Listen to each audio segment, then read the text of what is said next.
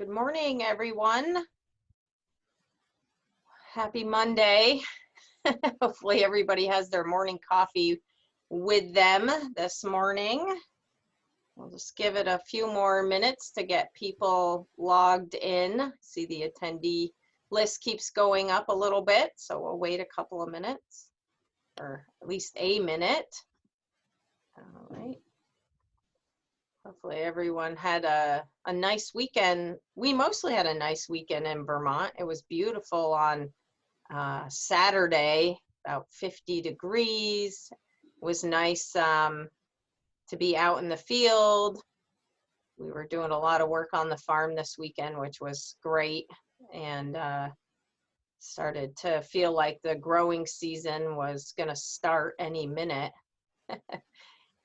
Yeah, and the rain, I was mentioning that the rain was actually kind of nice. We're a little bit dry. Not that I want to wish for too much. All right, well, I want to welcome today Dr. Rob Myers. He's our webinar speaker this morning, and he's the Regional Director of Extension Programs for the USDA NIFA North Central Region SARE program. I think most people are very familiar with the SARE program, at least up our direction. He administers the competitive grants and state funding for those projects there in 12 of the North Central states. And he also serves as the SARE National Liaison for cover crops and soil health. He has an adjunct position with the University of Missouri, and he grew up on a family farm in central Illinois, so he's a Midwesterner. Today, he's going to talk to us about how cover crops impact the economics of row crop production, with a particular focus on corn and soybeans. So we're really excited to have you here today, Rob. Thank you so much again for joining our webinar. And I think if you want to share your screen, we'll just let you take it from here. And okay. I think everybody knows to type your questions into either the Q&A box or the chat box, and we'll get to those at the end of Rob's presentation. So okay, great. Go Thanks, ahead. Heather. Thank you. Can you see my screen okay? We can see it perfect. All right, great. Well, thank you for having me, and happy to be with all of you this morning. I know we probably have a fairly diverse group on the line, and it sounds like you all work with farmers in a variety of fashions, whether you're extension or some other type of farm advisor. It also sounds like we might have a few horticulture people on the line, so I apologize that this presentation will skew towards the row crop area, but I think there are certainly parts of it that will be relevant to the horticulture area as well. So with that, let's go ahead and get started. What I'll be sharing with you today is based largely on a national report that was put out by the USDA Sustainable Ag Research and Education Program last summer.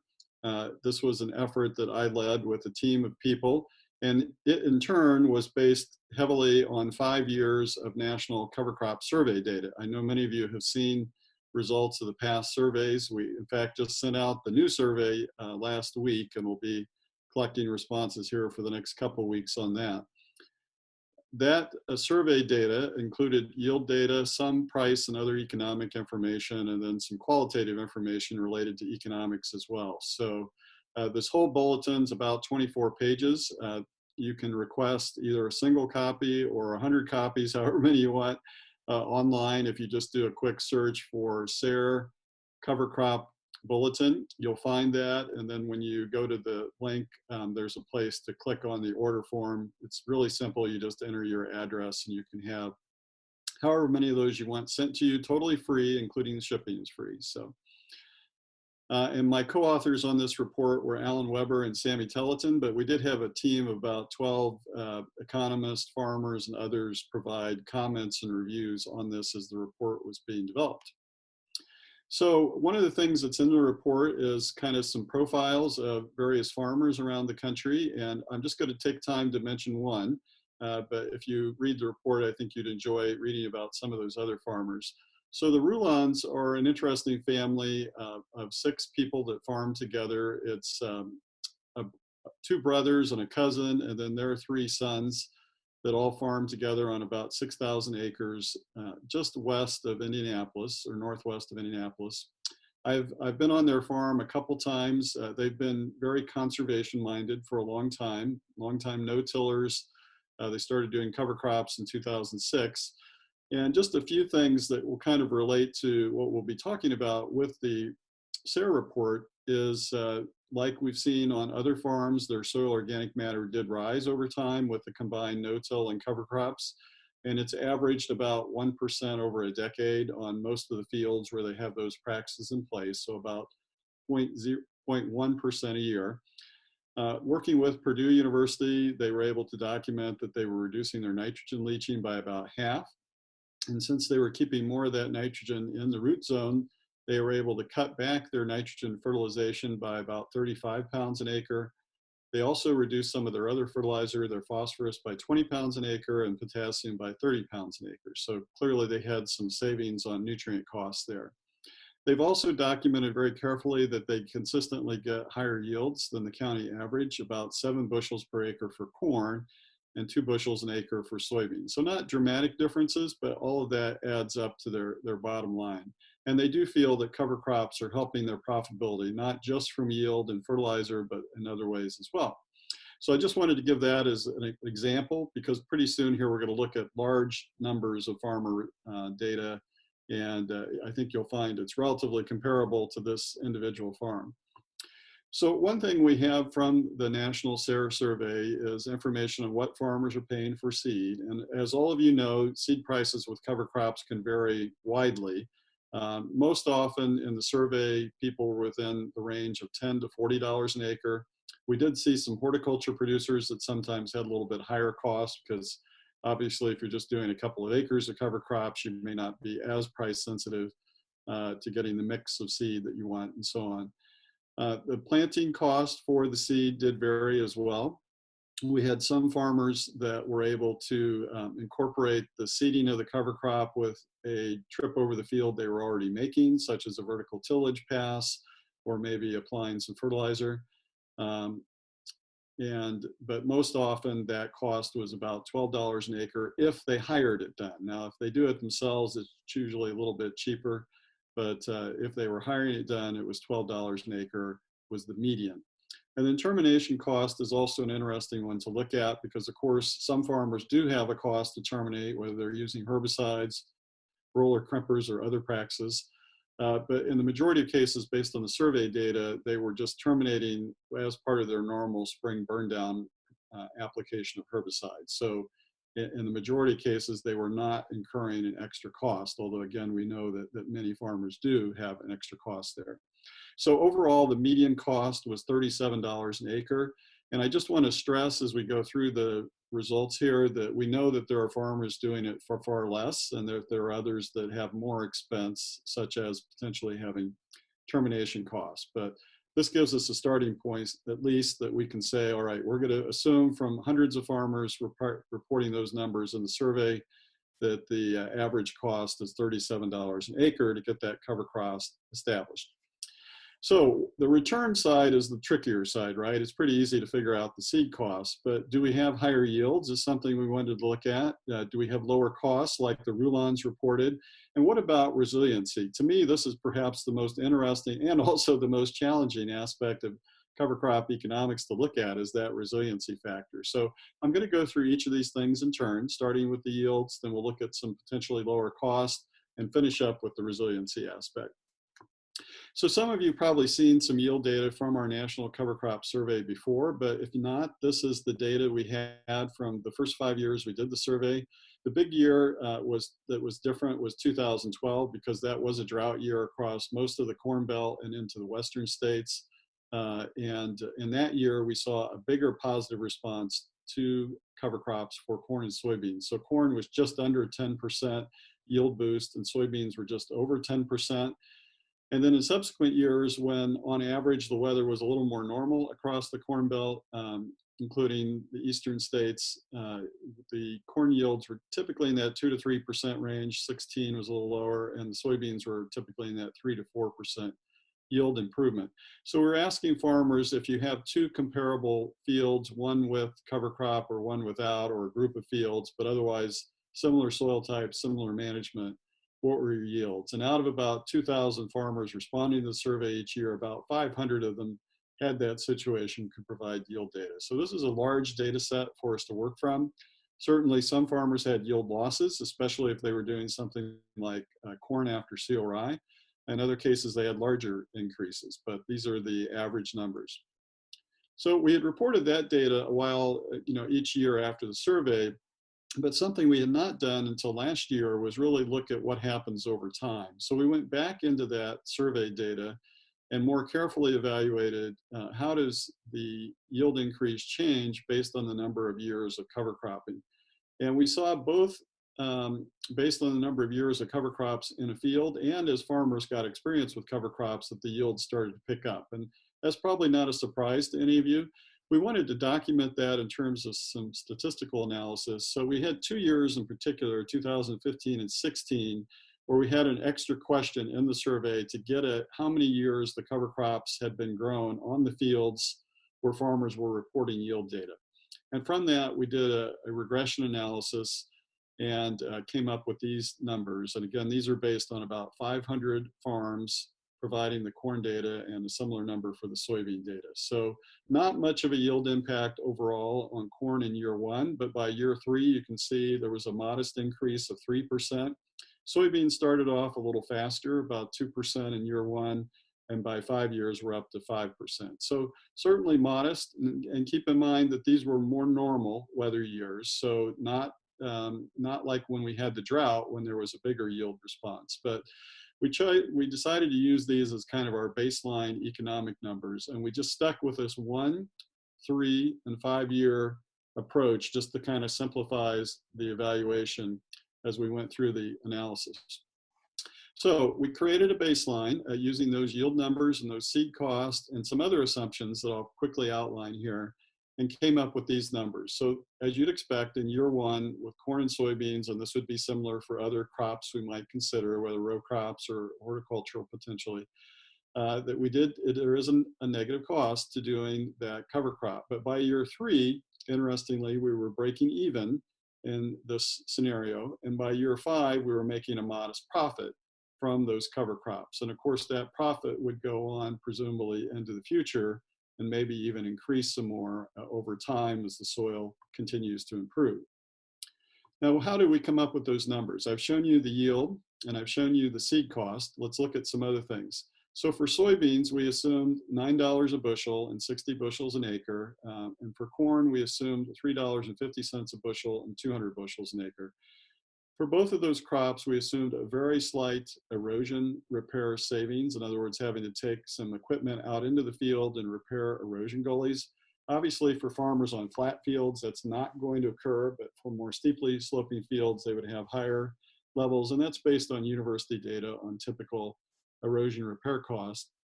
And then in year 3, beginning year 3, we assumed a potential $10 an acre savings on weed control costs. For soybeans, we assume no change in fertilizer in year 1, and then by year 3 and 5, the only change being a slight change in phosphorus of savings of 15 pounds in year 3 and 20 pounds in year 5. And that's based on some data that was available, but also considering as we improve the mycorrhizal fungi numbers in the soil, that they're going to help make phosphorus more available to our various crops.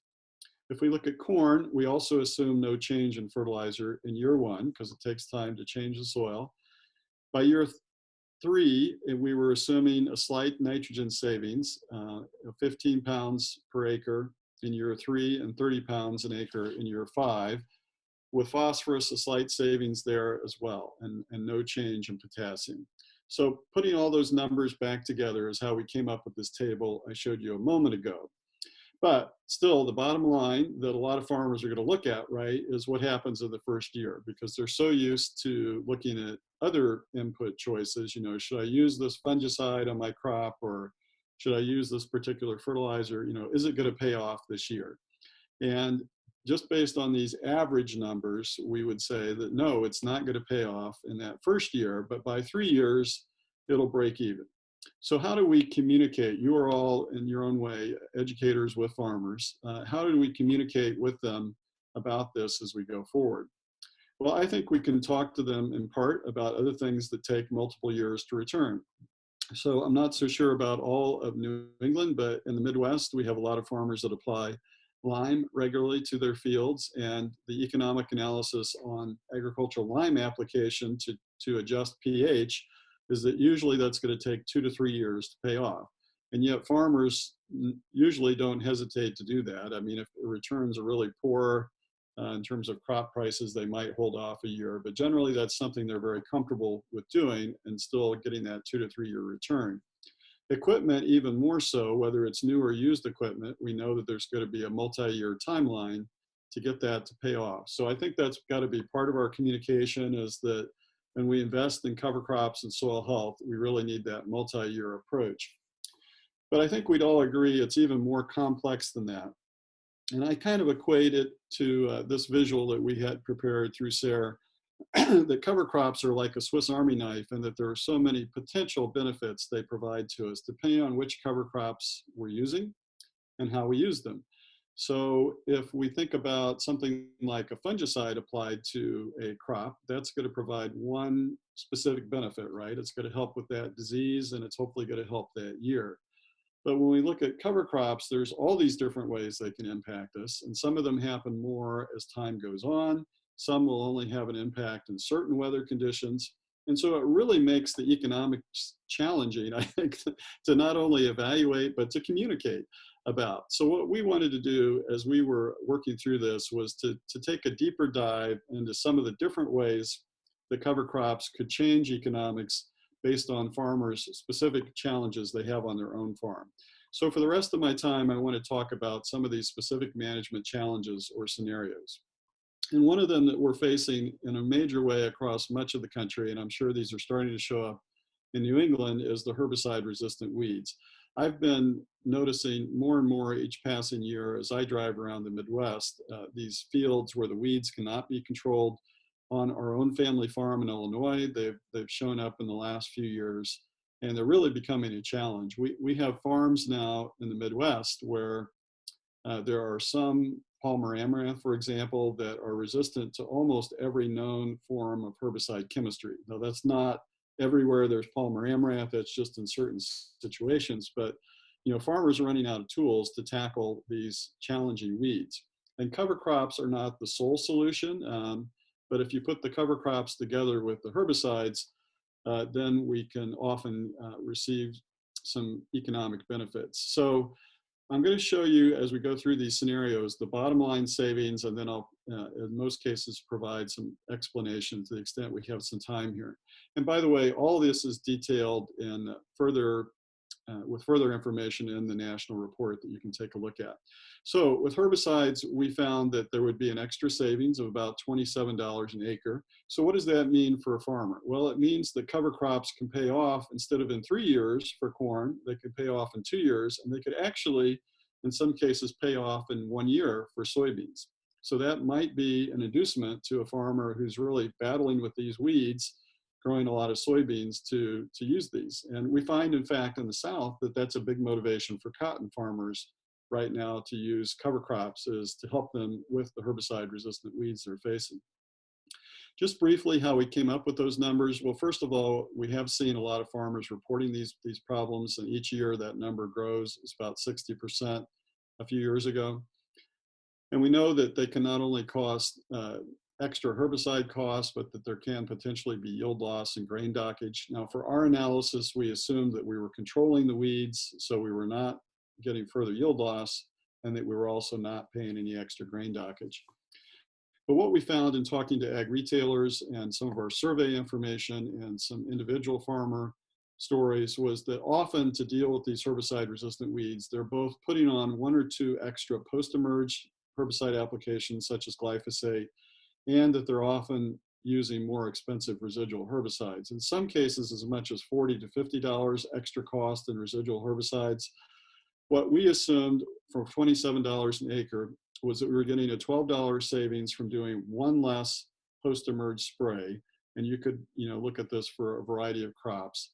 So we're saying we're not trying to say you're not using any post-emerge herbicides, just that you're using one less than you would do otherwise. So if a farmer's normal program is one post-emerge spray of glyphosate, and then they get these herbicide-resistant weeds and they have to go to a second spray, we're saying that the cover crop can potentially prevent having to do that second spray. So $12 savings there.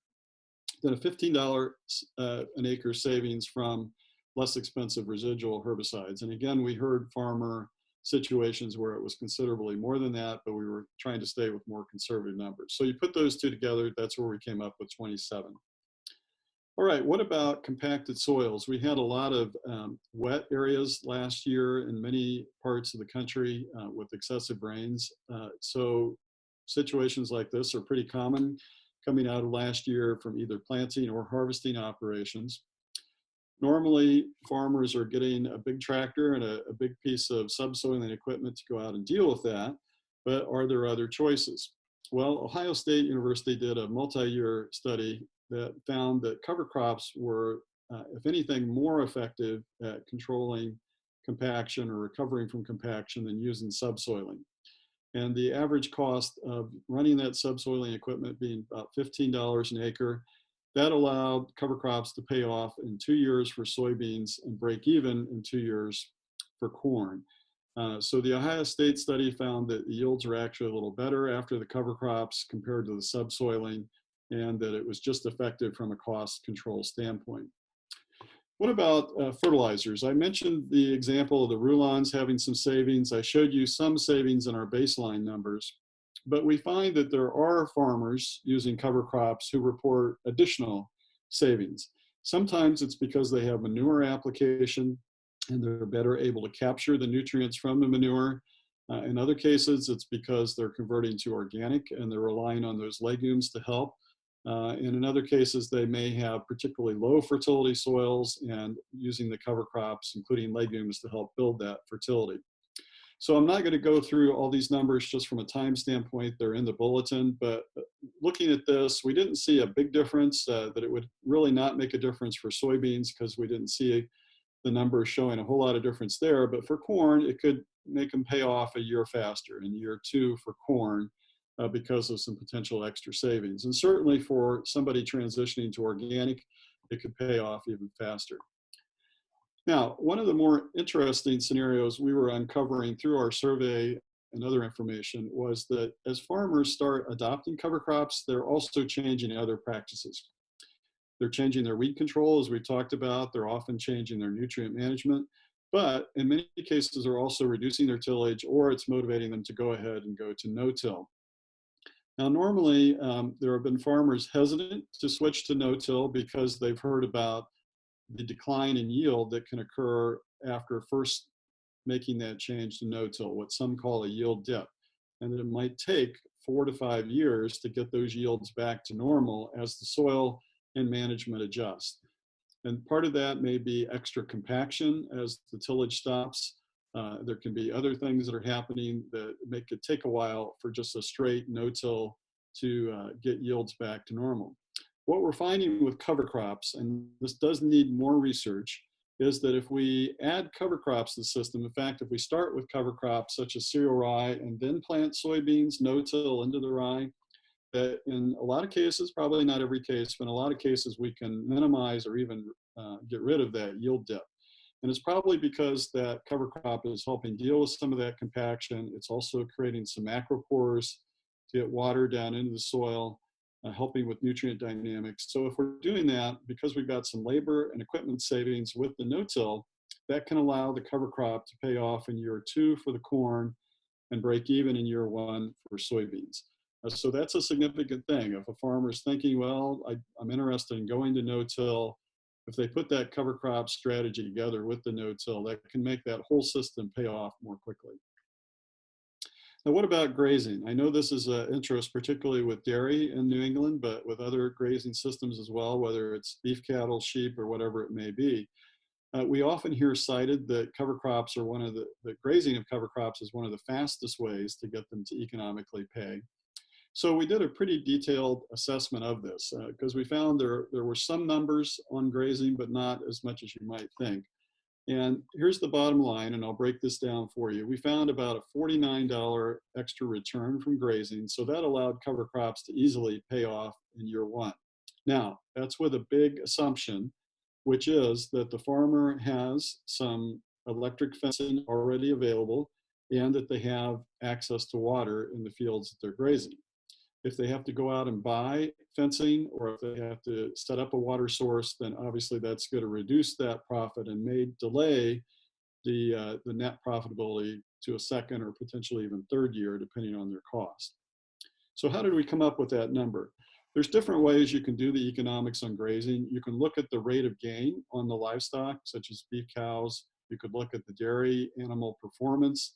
But in our case, we chose to look at the hay replacement model. That seemed to be a little more robust way to do it across a variety of systems.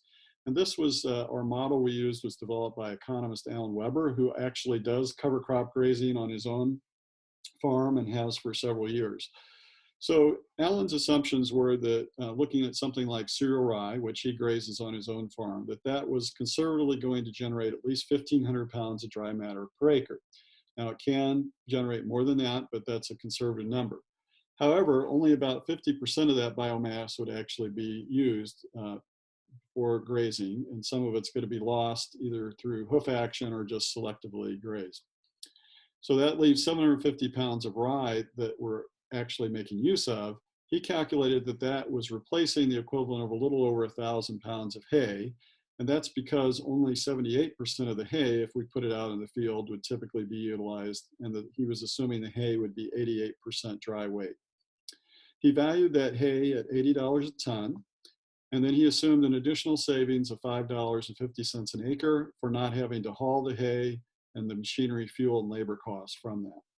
So you put all that together and you get that $49 an acre. But again, we're assuming that the farmer already has electric fencing and some sort of access to water.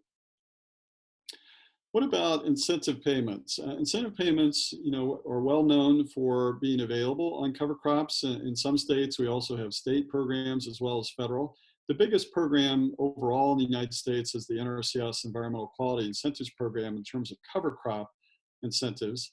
And the rates vary by state and they're adjusted each year. So these are fiscal year 2019 numbers. I should have plugged in Vermont, sorry, I didn't think to do that, or some of the New England states. But generally, the majority of states, when I've gone through them, are over $50 an acre for a single species. And then if you're using a multi-species, in many states, not all, you can get a little bit higher rate. And then if you're a beginning farmer or socially disadvantaged or limited resource farmer, or even an organic farmer, you may be able to get even higher rates. What we found is if you were getting at least $32 an acre, which is the case in pretty much every state from the EQIP program, that those cover crops are going to pay off in year one. And normally that's a 3-year contract. So I told you that on average, it takes about 3 years for cover crops to break even, at least in corn and soybeans. So that's really a great way for farmers to transition into the cover crops. And I just quickly say, I have talked to a lot of farmers that say, well, I know there's money out there, but it's just too much of a hassle to me to go into the NRCS office. And I just sort of shake my head, because if you are farming a substantial number of acres, that's a significant amount of money at $50 an acre that you can be getting in a lot of these states to help you with that cost. And in fact, can in some cases provide a little bit of a net profit over the cost of that cover crop. Well, I just wanted to end up, and I'll wrap up here in just a few minutes, on this resiliency question, because a lot of that comes back to soil moisture, whether we're too dry, as we were in 2012, or too wet, as we were in much of the Corn Belt last year. And you've probably all seen a rainfall simulator like this. NRCS is doing lots of programs with these now. If you have, you've probably seen the tray like we're seeing here. That's the bare soil. I'm pointing with the red pointer. Where that's been tilled, the rain is not infiltrating very well, and it's running off the pan into this front jar. Whereas the cover crop here in the middle, that water is not running off. You can see the front jar is empty, but is instead infiltrating through the soil. These pans have little perforations in them and going into the back jar. And that's maybe even more dramatically seen in this picture, You can guess which one is the cover crop. It's the one in the back, right? So the water is infiltrating, probably in part because of these macropores we get from both root channels and earthworm action, also better aggregate structure. When we have that tilled soil and it starts to rain, that soil seals shut. So if we look where it was raining on it and it's been flipped over, yeah, there's some water soaking in, but this is an inch of water that's not managing to soak in very quickly through this dry soil. And that was pretty eye-opening to me when I saw that for the first time several years ago. So just to look at that in a different way, if we compare a cover crop field on the left to one that's been tilled here on the right, of course, that tillage provides some uniformity in that soil layer. We may get some sort of tillage zone, whether it's disking or plowing or whatever, at the bottom there that restricts root growth. But the bigger problem is we're losing all these, what we call macropores. So here's an earthworm channel. Just think how that earthworm channel is going to allow rain to get into the soil, gas exchange to happen. Also, our crop roots, whether they're from our cash crop or our cover crop, those create some channels as they decay. And these are very nutrition-rich channels too, great places for roots to grow. So all that has a big impact on the moisture getting into the soil. We're also getting better aggregate structure, which improves water holding capacity. And over time, we may be building organic matter, which also helps the soil act like a sponge and store more water. So all those things really help with resiliency in a dry year. We also know that things like mycorrhizal fungi can play a role in dry conditions by effectively allowing the crop roots to reach more moisture and nutrients in the soil. The hyphae from the fungi that are associated with the crop root will explore a greater root volume, and they'll exchange some nutrients and even potentially some water with the crop roots in return for carbohydrates that those crop roots are releasing. We know that things like cereal rye or other deep-rooted cover crops can help some of our cash crops root more deeply. Rye would normally root more deeply than soybeans. We have a lot of soybeans grown after soybeans in Missouri. So if the soybeans were normally rooting 30 inches deep, and then let's say we grow the rye and it gets down 36 or more inches deep, then some of the soybean roots will follow those rye roots the next year, and they'll be getting access to more water and nutrients deeper in the profile. So there's other things that happen too, but you put all that together, and if we have a drought year, just based on the national data we had, the cover crops definitely pay off in just 1 year and easily make some extra profit in that year. But what about a wet year? What happens in that year? This is a photo taken in Oklahoma, actually. This farmer lives over here. He's been a long time no-tiller, been using cover crops for several years in this field. His neighbor across the road, this is the same soil type, but a conventional tillage field. Look at the water standing. You can imagine which of these fields would be planted first, right? It's going to be the cover crop no-till field over here. And we actually saw data from last year indicating that typically farmers with cover crops and no-till for multiple years on a field were able to plant a little earlier, not in every case, but often earlier than their conventional neighbors. And in some cases, they were able to avoid, we had 19 million acres that were not planted at all last year, and we found data to indicate that was less likely where there was long-term cover crop and no-till use than on conventional fields. Part of it is farmers planting green. Letting the cover crop grow longer allows that cover crop to transpire some of the moisture in the soil. And we have to be careful. If it's a dry spring, we don't want to lose too much of that soil moisture.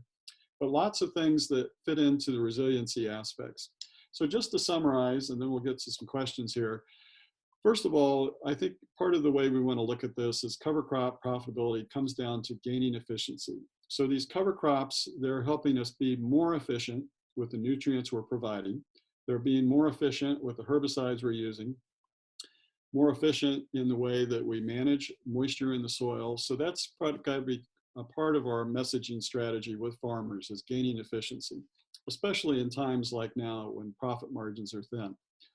We also, as I mentioned earlier, want to communicate that we really need that multi-year timeline in our thinking to evaluate the return for cover crops. I've shown you a few ways in which cover crops can pay off immediately, such as if you're getting cost share payments, or if you're grazing, or maybe if you're really battling herbicide resistant weeds, but more often it's going to take a multi-year return period. And then one of the most cited economic benefits of cover crops by experienced farmers using them is their impact on the resiliency of their cropping system. And I would equate this with taking federal crop insurance, which most row crop farmers do, that they're comfortable with paying that premium, knowing that it's not going to pay off to buy that insurance in most years that they buy it. In fact, they may have to wait 5 or 7 years before they ever get a crop insurance payment, but that premium is worth it in those tough years. And so cover crops, to me, one way to think about them is that they're a little bit like an insurance payment, that some years they're not going to provide necessarily a big economic impact, but in other years they'll really provide some positive returns. So bottom line, I think we need to value cover crops both for their immediate benefits and, of course, as an investment in the long-term success of the farm. So I encourage you to get a hold of the actual bulletin and read through some of the farmer stories in there and the more detailed numbers, but be happy to take some questions. So thanks. Great. Thanks, Rob. That was really fascinating and lots of great information. It's always good to hear about there's Flint. Say good morning. Good morning. Great to hear about the economics side of things. We're, as an agronomist, always pushing, telling people they should. There's all these benefits, and it's really great to see that to start to be captured. And I think as we definitely have more buy-in from the farming community, we'll continue to be able to build those success stories and numbers. So that's really, really exciting. All right, everybody. Catherine put up the quick poll, so if you wouldn't mind answering those questions, that would be great. And if you have questions for Rob, please get those into the chat box or the Q&A box as well. Oop, I got people calling on. I have so many virtual tools up at the same time. They're ringing and blinging, and Yeah. it's nuts. I don't know how to keep track of it all. All and right. Your son is behind you with his iPad ready to do some virtual stuff. So. Yeah, well, he just finished his math, so he gets to work for a few minutes on his on what things he wants. Do some math on cover crop economics there. Yeah, well, he's developed his goal right now is developing his farm plan for this season. So he's got to put together his budget, figure out what it's going to cost him to grow his crops. I don't know. We didn't figure cover crops into our cost, did we, Flint? No, I know. Oops. All right. Well, let's see here. We have one question coming in this morning about what cover crops were used in the field experiments.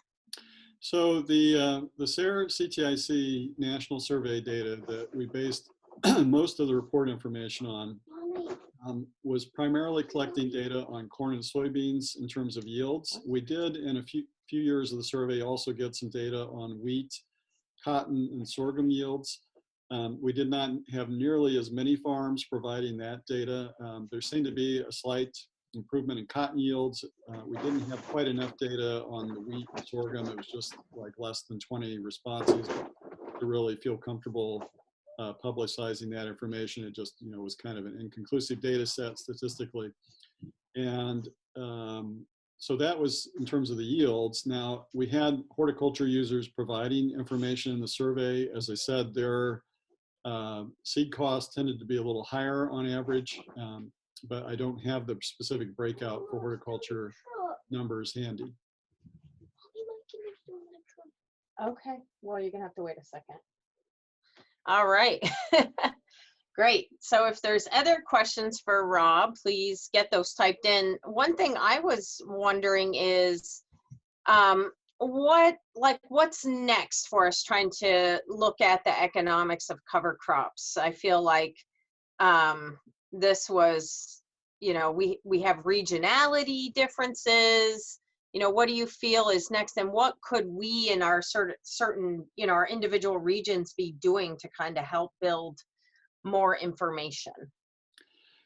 I think the real, certainly we can look at different crops And no question, it'd be nice to look at it a little bit more for horticulture. My own personal feeling for horticultural crops is it's maybe, if we look at the economics of cover crops, it's a little less of a concern that they pay off in a sense, just because if you're grossing a few $1,000s an acre on a horticultural crop, the cost of that seed for the cover crop is insignificant. Yet if it's helping you with labor, that could be a big factor. So if we were going to look at horticulture crops, for example, I'd really like to look at the labor component quite a bit and try to document that. How is it helping in reducing time for weeding? How is it helping in reducing other labor needs on the farm, as well as, you know, any potential input cost? But I think the bigger challenge as we look ahead with economics of cover crops is understanding farmers' individual circumstances. And that's what we were kind of trying to get at by looking at these different management scenarios, because one thing we found with the survey data is the farmers that were not yet using cover crops, you know, they had some pretty common concerns like, do I have time to plant them in the fall? Is it going to impact my cash crop in the spring? But a lot of it was they were indicating that they wanted to understand how this cover crop was really going to work on their specific set of circumstances. So yeah, they'd heard that it'll help soil health or soil organic matter, but you know, they've got particular challenges they're facing. And so again, for one farmer, that may be they're really battling weed control. And for another one, their soils tend to be droughty, or that they're having to put on a lot of fertilizer. So just trying to help us think about how does this work for different farmers.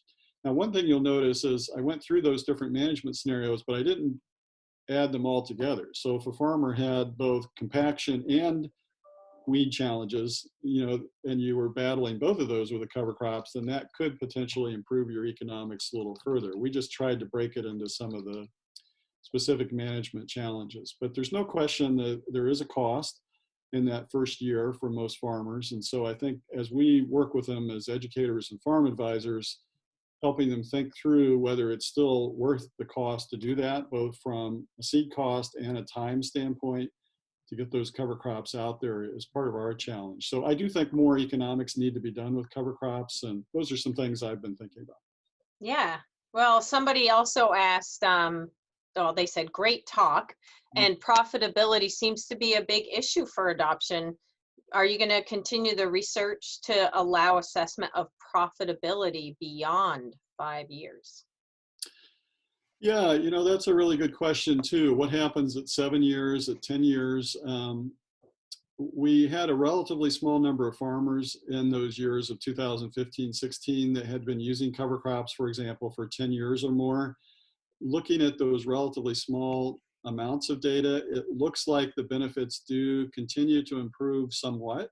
We don't really know when they plateau off. I mean, I've heard farmers have been doing this for 20 years say they feel their organic matter is continuing to creep upwards, that they're probably still seeing some gradual improvements, but clearly there are certain things that would tail off, like we might boost earthworm and mycorrhizal fungi numbers relatively quickly, but then they might not go up as much after we've been doing it for a few years. So I think that is an open question too. What do the economics look like after you've been doing this for 10 years versus 3 years? Yeah, I hadn't, right. That's really interesting. I think about, you know, these questions too, when we're talking about nutrient management. When people first start nutrient management, you see these, generally can see these really quick economic boosts where, you know, maybe somebody is buying less fertilizer, or they're fertilizing fields that need to be fertilized. So right at the beginning, you kind of see these benefits, but then it becomes the way people operate at some point, and those benefits change, right? The economics really change over time. So that is a really interesting thing that we'll need to be thinking about. We had Yeah. David Brandt here for our no-till cover crop conference, and he was talking about, you know, after cover cropping and no-tilling for, I don't know, 25, 30 years, you know, barely using any herbicides, et cetera, et cetera. So yeah, it definitely will be interesting to monitor all of this over time. That's I guess I didn't fascinating. specifically answer the question. We, in our project that did this report, are not, don't have any immediate plans to look at longer term data just because we don't have it right now, but we are gathering more economic information in this year's cover crop survey. So we'll have some additional insights coming out after we evaluate this year's results. So probably middle of the summer, we'll have out our new survey results. Oh, great. Well, very exciting. Well, thank you so much, Rob. That was excellent, and we really appreciate it. Somebody had asked if these are being recorded and available, and yes, they are recorded if we're given permission by our speakers, and they are posted. Usually it's been about 1 to 2 days following the webinar. Is that correct, Catherine? They are being posted. Yeah, usually the day after. I can put the exact link, but if you go to the Northwest Crop Soil website and the cover crops page, they're right on the front. So I'll post it in the chat right now. Great. So I want to thank our speaker again. Rob, thank you so much, and stay safe in this crazy time. And for all of our attendees, if you need CCA credits, please email your number to Catherine and she'll make sure that you get those. Also this week we have our Thursday webinar with Joel Groover from Illinois. He's going to be talking about no-till and cover crops and organic systems. So that will be an exciting topic as well. So hopefully we'll see you on Thursday. If you are part of our SARE no-till professional development project, and you have additional questions, our office hours are following this meeting, so please stay on if you have questions, additional questions that you've been waiting to ask. And for everyone else, have a great day, and we'll hopefully see you on Thursday. Thank you. Bye. Bye.